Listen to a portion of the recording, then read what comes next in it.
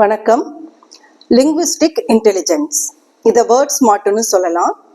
நாம் ஒரு விஷயத்தை கன்வே பண்ணும்போது அது ரொம்ப தெளிவாக மற்றவங்களுக்கு ஈஸியாக புரிகிற அளவுக்கு நம்ம லாங்குவேஜ் ஸ்கில் இருக்கணும். அது நேட்டிவ் லாங்குவேஜாக இருந்தாலும் சரி, அதர் லாங்குவேஜாக இருந்தாலும் சரி.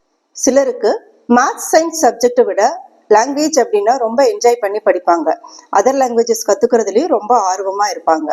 இன்னும் சிலருக்கு தான் பார்த்த விஷயங்களை கோர்வையா, எக்ஸ்பிரசிவா, அழகா அது ஒரு கதையா சொல்ல தெரிஞ்சிருக்கும். சில பேருக்கு அது அப்படியே கட்டுரை மாதிரியோ இல்ல கதை மாதிரியோ எழுத தெரிஞ்சிருக்கும்.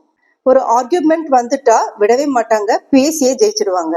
இந்த மாதிரி இருக்கிறவங்கள நம்ம ஈஸியா அவங்க கிட்ட லிங்குவிஸ்டிக் இன்டெலிஜென்ஸ் இருக்கு அப்படிங்கறத நம்ம ஐடென்டிஃபை பண்ணிக்கலாம். இந்த இன்டெலிஜென்ஸை எப்படி எல்லாம் நம்ம நர்ச்சர் பண்ணலாம்?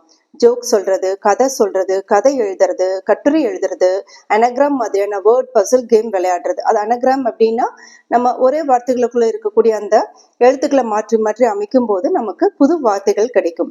இதை தான் அனகிராம் பசில் கேம் அப்படின்னு சொல்லுவாங்க. இதை கூட அவங்க ட்ரை பண்ணலாம். ஸ்பீச் காம்படிஷன்ல பார்ட்டிசிபேட் பண்றது, டிபேட் அண்ட் டிஸ்கஷன் ப்ரோக்ராம்ல நம்மள இன்வால்வ் பண்ணிட்டே இருக்கிறது. இது மூலமா நம்ம லிங்குவிஸ்டிக் இன்டெலிஜென்ஸை நம்ம டெவலப் பண்ணிக்கலாம்.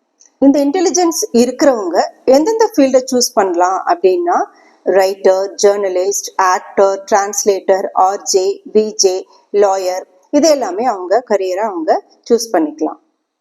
இந்த இன்டெலிஜென்ஸ் உங்களுக்குள்ள இருக்கு அப்படின்னா டெஃபினட்டா அதை நீங்க நர்ச்சர் பண்ணுங்க, அதை ஸ்ட்ரென்தன் பண்ணுங்க. தேங்க்யூ.